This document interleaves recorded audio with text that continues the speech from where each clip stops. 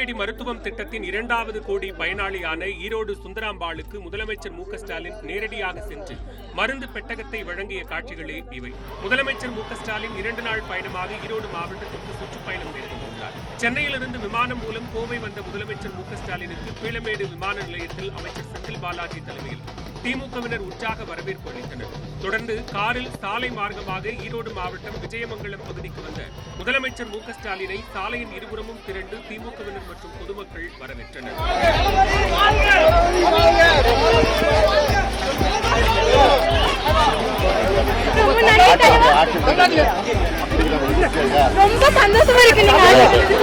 இதனைத் தொடர்ந்து மக்களை தேடி மருத்துவம் திட்டத்தின் 2வது கோடி பயனாளியான நஞ்சனாபுரத்தைச் சேர்ந்த சுந்தராம்பாளுக்கு மருந்து பெட்டகத்தை முதலமைச்சர் மு ஸ்டாலின் வழங்கினார். தொடர்ந்து அதே பகுதியைச் சேர்ந்த மற்றொரு பயனாளியான வசந்தா என்பவரை சந்தித்த முதலமைச்சர் மு ஸ்டாலின் திட்டத்தின் மூலம் வழங்கப்படும் மருத்துவ சிகிச்சைகள் குறித்து கேட்டறிந்தார்.